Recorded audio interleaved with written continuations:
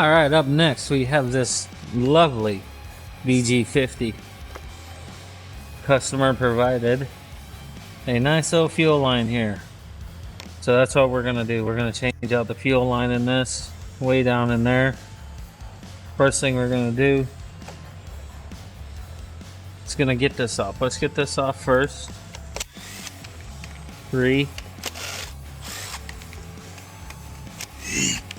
There we go. Get that right off. Give this a little turn. That feels pretty nice. This is pretty dirty, so we're gonna give it a quick blow.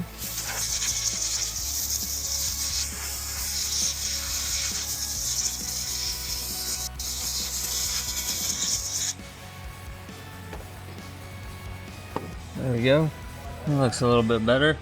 I hope you can see it's right down in there. You can actually see that arrow pointing right down there. Let's get this off. Air filter cover off.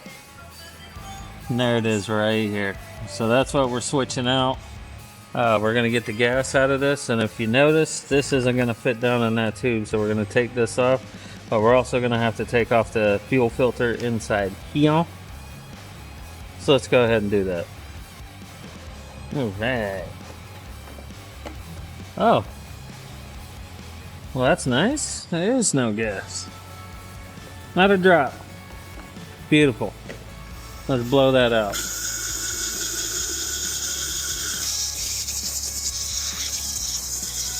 Just a quick blow. Clear out all that debris that is in there. And I actually don't even see any of this inside here. That might be the problem.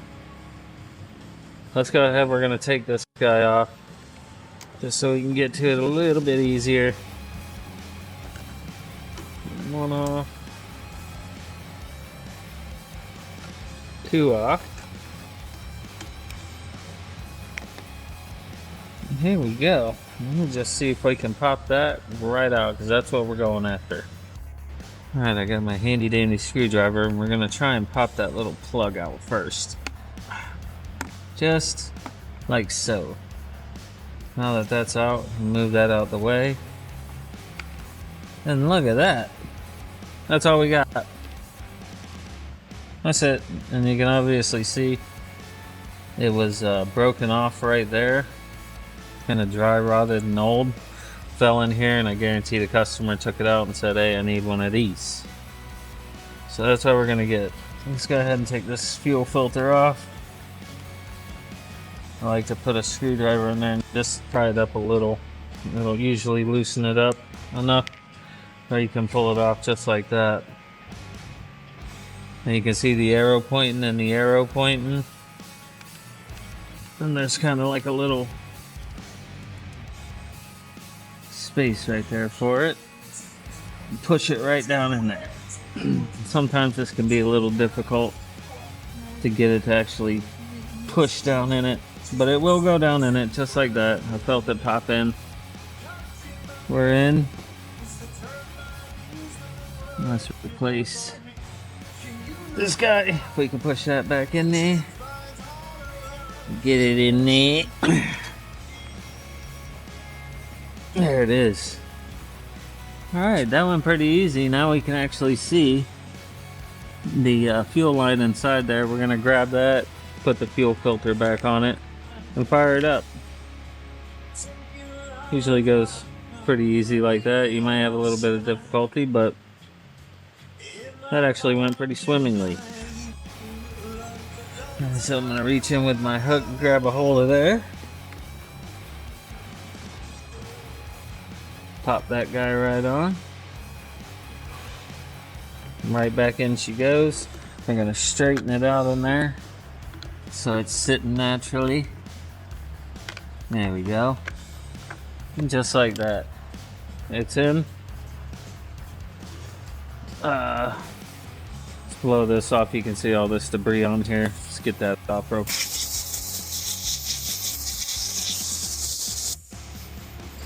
Quick old blow. And it goes like this. Back on. The nuts back on. As I'm looking around now, I am missing a nut. Oh, no I'm not. It's inside there. As I'm trying to push this one in, it's actually still inside there. Very nice. Convenient.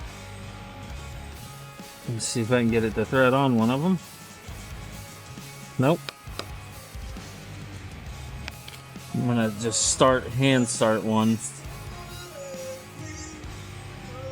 And now once it's hand started, it's actually gonna tighten up a little bit and expose more threads on there. So the next one, you can't really get your fingers in there, should thread. There it goes, right on. Tight and tight. Easy as that. All right, let's throw some gas in her. Get a little shakery. Shake and bake. A little bit of gas. Oh. There we go. Gonna cut that off quick. Go ahead, close that baby up. Slide her right back on. We're getting close. I did not check the spark arrestor, but it's alright. See if we get something pumping through here.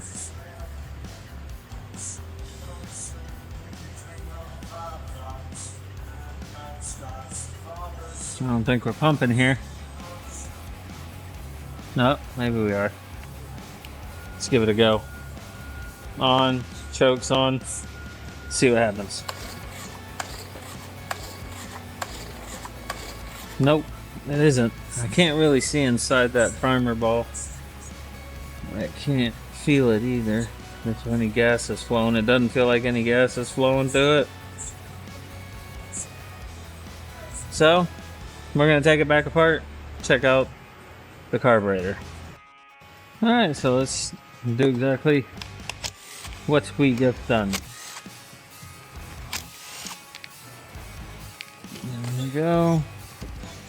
Oh, we're actually gonna have to take off this handle as well to get this throttle rod off of there. You can see it moving there. We got to get that off, so this has to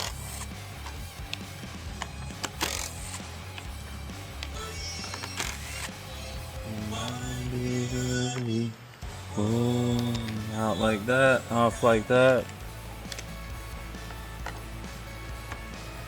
These two guys.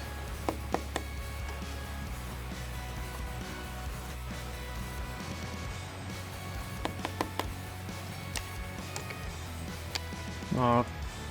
We get these two fuel lines off.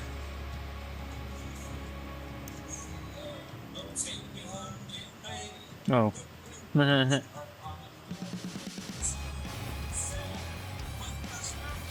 could be a bit of a pain. Make sure you unscrew that or you're going to get a gas bath. I'm just going to pop these up and out so I can try and get them off in a different way. But there we go. That's as easy as that to get that off. Oh yeah, we got a bunch of debris on here. Dirt buildup. There we go. That's fun.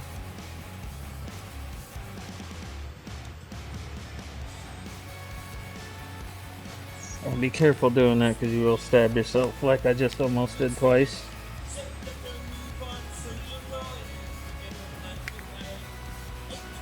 There they go. And then we know this one goes in like that. We actually have a problem with this carburetor right here, as I just noticed. The actual metal piece has come out of here, which could be a little bit of why we're having our primer problems, but we'll deal with that in a second. Now I'm going to tighten this back up and see if some fuel comes out of there. Oh, it won't. Usually pressure will build up in here and push it up and out. It's not going to do that. So let's take this apart, clean it up real quick and see what it's doing. Alright, hit it with that carb clean.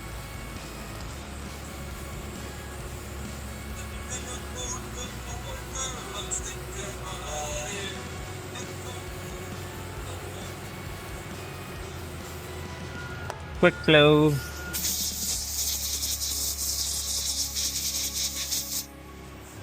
This actually shouldn't affect it too much that that brass sensor came out, because that's just a return.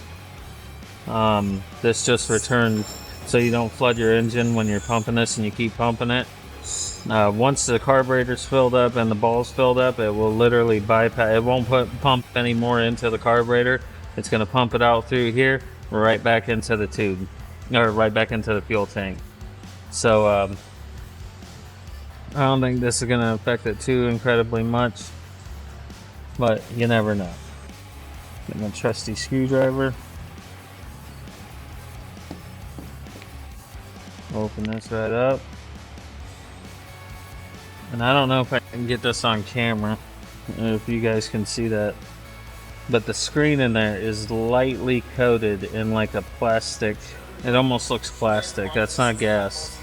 And that's actually from guys being out, or somebody might be like, oh, I might run out of gas, so I'm gonna put it in a Gatorade bottle or a Coca-Cola bottle, so when I'm out there it runs out of gas, I can just open the Gatorade bottle and pour it in here.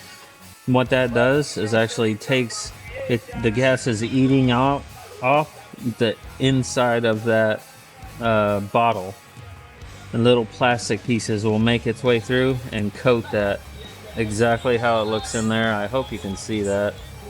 But yeah, it almost looks like a little piece of plastic over it, which could internally really mess up everything in here. So don't ever do that. I believe they actually make spare gas. They kind of look like a thermos. I would definitely use them instead of like a Gatorade bottle. Now you can see that actually cleaned it out pretty well. It actually looks like a screen now and not plastic coating it. That could have been a big problem right there. Another big problem while we're here, I took off the diaphragm. I hope you can see the two holes right there. Almost looks like a little vampire ate it or bit it. But there's two holes in this diaphragm right here. So I put it on this side, you can actually hopefully see those two dots. That's two holes in that diaphragm. Now the gas will bypass right past here, fill up the cylinder, fill up your exhaust. We need a new diaphragm. New diaphragm. Let's check out the top. I almost want to say we're just going to go with a whole new carburetor, because with that contaminant in there, if any of it made it past that screen and into the internals of this, we're in a whole heap of trouble. So let's take off this top and give it a look. I may put it back together again and see if it works, or just go with a whole new carburetor because of this here.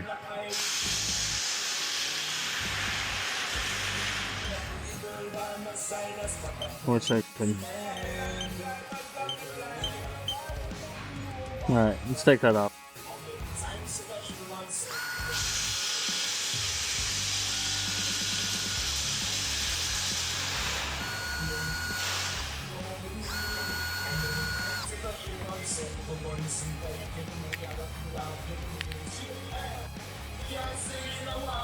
Actually feels pretty good.